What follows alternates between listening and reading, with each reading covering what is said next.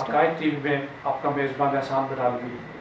آج ہم ایک اس بیان پہ بات کرنے جا رہے ہیں جو محترم پرائم منسٹر صاحب نے پاکستان میں اپنی طرف سے، میں زور دے کر رہا ہوں، اپنی طرف سے سرمایہ کاری انوائٹ کرنے کے لیے دیا ہے کہ ہم پاکستان کی شہریت اور پاکستان میں رہائش، جسے آپ permanent P R international level پہ بولتے ہیں پرماننٹ ریزیڈنشپ، وہ دیں گے۔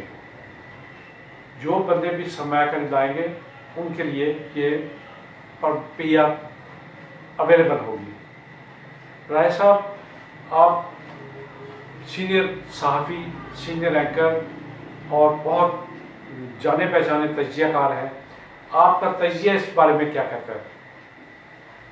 السلام علیکم، بسم اللہ الرحمن الرحیم۔ ناظرین، بٹالہ صاحب، نان ایشو کو ایشو بنانا اس حکومت کا ایک وتیرہ بن گیا ہے۔ اس وقت ایشو یہ نہیں ہے، لیکن یہ جان بوجھ کر کسی نے یا تو کو پلاننگ کی ہے یا موقع سے فائدہ اٹھایا ہے، یا خان صاحب کی لازمی ہے کہ تاریخ جو ہے اس کے بارے میں ہمیں کیا بتاتی ہے۔ بات یہ ہے کہ آپ کسی کو نیشنلٹی دینا کوئی جرم نہیں ہے۔ ہم بھی امریکہ میں جا کر، یورپ میں جا کر نیشنلٹی حاصل کرتے ہیں، چاہے دوسرے درجے کی۔ لیکن اگر آپ یہاں پہ انویسٹروں کو، سرمایہ کاروں کو اس ملک کی زمین، اس ملک کی رہائش، اس ملک کے رائٹس دے دیں گے تو پھر میں سمجھتا ہوں کہ آپ خود 2 نمبر شہری بن جائیں گے۔ کیونکہ ہمارے ہمسایہ میں ایک ایسا ملک ہے، ہمارے جو دشمن ممالک ہیں جنہیں ہم نہ دشمن کہہ سکتے ہیں نہ دوست کہہ سکتے ہیں، جب انہوں نے یہاں پر کاروبار پہ قبضہ کرنا شروع کیا، انویسٹمنٹ، ہمارے پاس تو کچھ بھی نہیں ہے، ان کے پاس بہت زیادہ انویسٹمنٹ ہے۔ ہماری منڈیوں پہ، ہمارے کاروباری اداروں پہ، ہمارے ملک کے ہر اس چیز پہ ان کا اثر و رسوخ بڑھتا جائے گا۔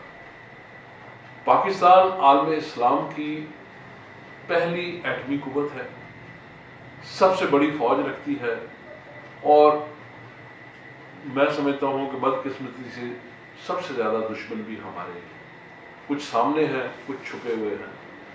اس پالیسی سے ان کو تقویت ملے گی۔ اس پالیسی کے تحت وہ ہمارے جو ہے اداروں پہ اثر انداز ہوں گے، ہمارے کاروباری اداروں پہ اثر انداز ہوں گے، ہمارے جو پولیٹیکل معاملات ہیں ان میں اثر انداز ہوں گے، اور یقیناً اس کا جو ہے خاتمہ میں سمجھتا ہوں کہ ان کے اثر و رسوخ میں اضافے میں ہی نکلے گا۔ یہ پالیسی کسی طور پر بھی اس ملک کے لیے سازگار نہیں ہو سکتی۔ وہ کہتے ہیں کہ ہم ہی کو جرأت اظہار کا سلیقہ ہے، صدا کا قحط پڑے گا تو ہم ہی بولیں گے۔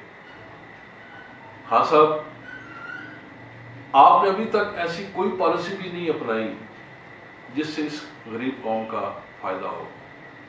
میں نے غریب قوم اس لیے کہا کہ ہماری جو بہت زیادہ اکثریت جو ہے وہ غریب ہے، اور آپ نے کچھ مزید کر دی ہے، لیکن خدارا ایسا قدم نہ اٹھائیں کہ تاریخ میں آپ کے نام کے ساتھ کوئی غداروں والا لفظ استعمال کیا جائے۔ راجہ ریاض صاحب، یہاں میں آپ کو انٹرپٹ کر رہا ہوں۔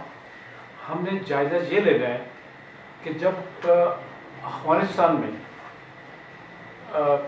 امریکہ نے عمل دخل شروع کیا تو لاکھوں افغانی ہجرت کر کے پاکستان میں آ گئے تھے۔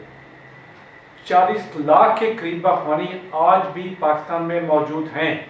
بالکل، لگ بھگ۔ اور آپ اس بات کی تائید کریں گے میرے ساتھ کہ پاکستان کا ٹرانسپورٹ کا کاروبار 80% افغانیوں کے ہاتھ میں چلا گیا۔ جی بالکل۔ کنسٹرکشن کا 70 سے 80% افغانیوں کے ہاتھ چلا گیا۔ ادویات تقریباً 50% جو ادویات کی فیکٹری تھی وہ پشاور کے ارد گرد افغانیوں کے پاس چلی گئیں۔ کپڑے کی منڈی کسی میں بھی چلے جائیں تو آپ کو صرف افغانی ہی نظر آتے ہیں۔ بالکل۔ فروٹ اور ڈرائی فروٹ کا سارا کاروبار افغانیوں کے پاس آ گیا۔ اور راجہ صاحب، اس کے بعد ایک اور بڑا ستم والا کام ہوا پاکستانیوں کے ساتھ، سود خوری پاکستان میں عام ہو گئی۔ افغانیوں نے یہاں پاکستانیوں کی ضرورت دیکھتے ہوئے سود پہ پیسہ دینا شروع کیا، جس سے سینکڑوں فیملیز برباد ہوئیں، ہزارہ لوگوں نے سود کے ہاتھوں تنگ آ کے خودکشیاں کی، اور لیکن ان لوگوں کو کوئی رحم نہیں آیا۔ یہ تو، اور اس سے بڑا جو کام ہمارے ساتھ ہوا وہ راجہ صاحب دہشت گردی تھی۔ اگر آپ یاد کر لیں کہ افغانیوں کے آنے کے بعد انڈیا کی یہ جرت ہوئی کہ ان لوگوں کو کرائے پہ لے کے، ان لوگوں کو ہائر کر کے، ان لوگوں کا ضمیر اور ذہن خرید کے اس سے پاکستان میں دل کھول کے قتل و غارت گری کی، جس کی ایک مثال ہمارے پاس کلبھوشن نامی ایک ہندو موجود ہے جو انڈین بحریہ کا سینئر آفیسر تھا۔ اس کو پناہ کس نے دی تھی؟ ہمارے ایک اور ہمسائے ملک نے جس کا نام ایران ہے۔ میں یہ نہیں کہتا کہ ایران ہمارا دشمن ہے، مسلمان بھائی ہیں، لیکن کیا وجہ تھی؟ کیا انڈیا سے وہ زیادہ مرعوب تھے، یا انڈیا نے اپنی سرمایہ کاری ادھر کی ہوئی تھی، یا ایران کی سرمایہ کاری انڈیا میں تھی، کہ جس کی وجہ سے انہوں نے کلبھوشن جیسے لاکھوں تو میں نہیں کہہ سکتا ہے، سینکڑوں درندے پال کے پاکستان کی سرحدوں پہ چھوڑ دیے۔ اس کے بعد اگلی آ جائیں، انہی کے ساتھ مل کے ایم کیو ایم نے بھی کوئی کسر نہیں چھوڑی، دہشت گردی میں پورا کا پورا حصہ لیا، اور انڈیا کے بارڈرز کے ساتھ ساتھ جو شنیت ہے تقریباً 76 مقامات پہ ان کے ٹریننگ کیمپ تھے، اور پھر افغانستان بھی ان کے ٹریننگ کیمپ تھے۔ اب مجھے یہ بتائیں کہ جب یہ حالات ہوں گے تو اس کے بعد اگر یہ پی آر انہیں ہم دینا شروع کر دیں گے ان لوگوں کو، اب اور ایک اور بہت اہم سوال ہے راج صاحب، اگر پیسے یہاں آنے ہیں $5 لاکھ یا $10 لاکھ یا $2 لاکھ، تو کسی کو تکلیف ہے کہ وہ امریکہ، کینیڈا یا یورپ میں سرمایہ کاری کرے گا، یا وہاں جا کے وہ پی آر شپ نہیں لے گا، وہ پاکستان ہی کیوں آئے گا؟ یہ اس پہ بھی روشنی ڈال دینا۔ پٹھان صاحب، بات یہ ہے، آپ نے بالکل درست فرمایا کہ 40 سے 50 لاکھ کے درمیان افغانی جو ہیں وہ اس وقت ہمارے ملک میں موجود ہیں، اور وہ یہ جال سازی کر کے اگر کوئی یہ کہے کہ ہم انہیں سارٹنگ کر کے ان کی نشاندہی کر لیں گے تو یہ بھی جھوٹ ہوگا، اس سے کہ 500 دے کے 5,000 دے کے جعلی شناختی کارڈ لاکھوں کی تعداد میں بنے، ان کی سرپردگی کہاں سے کریں گے؟ بات یہ ہے کہ جب آپ نے انہیں اپنے آئی ڈی کارڈ بنا دیے، پاسپورٹ تو پاکستانی ہو گئے، تو آج آپ دیکھیں باہر جتنے بھی پکڑے جاتے ہیں اس میں فلسطینی ہو یا یہ افغانی ہو، انڈین بھی ہو، ہاں، پاسپورٹ جو ہے وہ پاکستانی نکلتے ہیں، کارڈ جو ہے آئی ڈی کارڈ وہ پاکستانی نکلتے ہیں، نیشنلٹی ان کی پاکستان کی بن جاتی ہے۔ بات یہ ہے کہ جب افغانستان سے لوگ آئے، ایران نے بھی دیکھے رکھے نا مہاجرین، ایک سائڈ پہ رکھے، لیکن یہ ہمارے جنرل محمد ضیاء الحق صاحب مرحوم اور ان کے دوستوں کی پالیسیاں جو ہیں ہمیں آج بھی بھگتنی پڑ رہی ہیں۔ انہوں نے ان کے ساتھ، ہم دیکھیں بھائی ہمارے موجود ہیں، ہمارے اسلامی بھائی ہیں، وہ ٹھیک ہے، لیکن آپ جو طریقے ہجرت کے بارے میں اگر آپ جانتے ہو تو جب ہمارے لاکھوں لوگ ہجرت کر کے طریقے موالات تک کے موالات کے تحت انگریز سرکار کے عہدے دیے ہوئے چھوڑ کے وہاں پہنچے افغانستان پہ، تو انہوں نے ہمیں پناہ دینے سے انکار کر دیا اور ہمیں واپس آنا پڑا، اور ہمارے بے شمار لوگ اس زمانے میں شہادت پا گئے، اور بیچارے جو ہے نا وہ مفلسی کی زندگی انہوں نے اختیار کرنی پڑی۔ بات یہ نہیں ہے، ہر ملک کو اپنی پالیسی خود مرتب کرنے کا حق حاصل ہے۔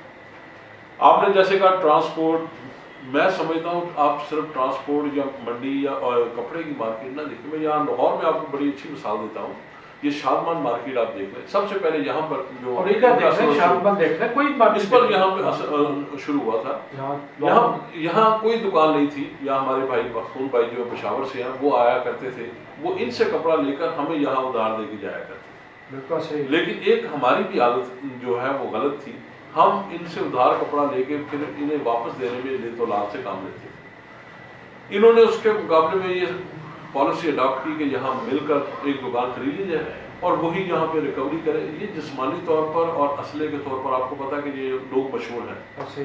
یہاں ہمارے تاجر بھائی جو ہے وہ جب نہیں دیتے تھے تو یہ انہیں گن پوائنٹ پر ان سے وصول کر لیتے تھے، یا سود در سود ان سے اتنا زیادہ مارجن رکھتے تھے کو میں تو بتانے سے بھی میں سمجھتا ہوں 10 سے 15,000 روپے پر لاکھ پہ یہ ان سے وصول کرتے تھے. ہم لوگ جو چونکہ مقامی ہیں، ہمارا رہن سہن، ہمارا خرچے جو ہیں ان سے بہت زیادہ ہے، یہ ہماری نسبت بہت کم خرچ لوگ ہیں، تو ان کے پیسے بڑھتے گئے اور ہمارے آمدن جو ہے کم ہوتی گئی. آخرکار ہم نے اپنی دکانیں انہیں بیچنی پڑی، اور جو انہوں نے بھاری قیمت پہ لی وہی فلسطین والا یہاں معاملہ ہوا. اب آج ہم لوگ روتے ہیں، اس پالیسی پہ لان تان کرتے ہیں. یہ جو خان صاحب کرنے لگے ہیں پرماننٹ ریزیڈنس والا جو معاملہ ہے، یہ اس سے بھی بڑا برا اقدام میں سمجھتا ہوں. یہ اس سے بھی زیادہ، یہ تو ان کو حق حاصل ہو جائے گا نا. آپ ابھی بھی آپ دیکھیں، یہ افغانستان، یہ جہاں اکثر جو جن لوگوں نے یہاں بڑے بڑے پلازے بنا لیے ہیں، آپ کبھی گلبرگ میں جائیں تو وہاں آپ کو پتہ چلے گا یہ فلانا افغانی کا، یہ فلانا اسرا خرید چکے ہیں. ہاں جی، اسرا جو سب سے بڑی منڈی ہے لاہور کی، بالکل بالکل آدھا وہ خرید چکے ہیں. لبرٹی میں دیکھیں آپ، فروٹ منڈی پہ ان کا قبضہ ہے. یہ یہاں پر انہوں نے ایک پلاننگ کے تحت ایسا ہوا وہاں افغانستان میں، اور اوپر سے جو عام افغانی جو شریف لوگ جو تھے، وہ جو عام کاروبار، چھوٹے موٹے کاروبار کرتے ہیں، یہ ان کے بھی دشمن ہیں، انہیں بھی انہوں نے جھگڑا ہوا ہے. بالکل صحیح. تو آپ لیٹر روڈ پہ چلے جائیں، چھوٹی سی مارکیٹ ہے ایک رکشوں کی، موٹر رکشوں کی، آپ وہاں جا کر دیکھیں، آپ کو پتہ چل جائے گا کہ کوئی یہاں چوکیدار آیا تھا، کوئی یہاں پہ ٹی اسٹال لگایا تھا. آج وہ لوگ ارب پتی ہو چکے ہیں، اور نہ صرف ٹیکس کے بہت بڑے نہ دھندا ہیں. ایک آدمی سے صرف ایک انوائس پہ 20,000 اس نے رکشے جو ہیں، لوڈر رکشے جو ہیں، جو کہ یہاں پہ بین ہیں، جن پہ نمبر بھی نہیں لگتا، وہ انہوں نے سیل کر دی ہیں ایک آدمی پہ سر. ایک، میں اس کا یعنی کہ نام نہیں لیتا، لیکن یہاں پہ اگر آپ پکڑے تو آپ کو کروڑوں اربوں روپے کا ٹیکس چوری ملے گا. تو یہی رقم سے وہ مضبوط سے مضبوط تر ہو رہے ہیں، اور ہمارے لوگ جو ہیں لالچ میں یا اپنے یعنی کہ میں سمجھتا ہوں حب الوطنی کے جذبات سے عاری ہو کر ان کے شناختی کارڈ بھی بنا رہے ہیں، ان کے پاسپورٹ بھی بن رہے ہیں، اور یہاں پہ بے شمار رہائشی جگہ جو ہیں، پلازے جو ہیں، انہوں نے خرید لیے ہیں. اگر خود نہیں خریدے، کوئی فرنٹ مین رکھے، انہوں نے خرید لیے ہیں، یہ ان کے نام ہے. اور اسی طرح آپ دیکھیں کہ یہ ملک آپ میں اسلام آباد دیکھ لیں، ہاں جی، پراپرٹیز قیمتیں آسمان پہ ان کی وجہ سے گئی کی ہے. وجہ سے گئی. آپ لاہور میں گلبرگ میں آ جائیں، مکہ کالونی تقریباً 50% یہ خرید جی چکی ہے. بالکل بالکل ایسے. لاتعداد جگہ ہیں. جیسے ہم یہ نہیں کہتے کہ وہ، یہ تو آپ نے بڑے شہروں کا کہا صاحب. میں آپ کو ایک چھوٹے سے شہر کی بات بتاتا ہوں. یہ چکوال کے ایک تحصیل ہے، وہاں پہ مجھے ویسے ایک میرے دوست ہیں، ان کی افغانی کے ساتھ کچھ لڑائی ہو گئی، تو اس سلسلے میں جانا پڑا. تو مجھے پتا چلا کہ سارا شہر کی جو پراپرٹی ہے وہ تقریباً انہی کی ہے. سارے شہر کی مارکیٹیں ساری ان کی ہیں، اور جہاں پہ مقامی لوگ بھی بیٹھے ہوئے وہ ان کے یعنی کہ آگے فرنٹ مین بیٹھے ہوئے.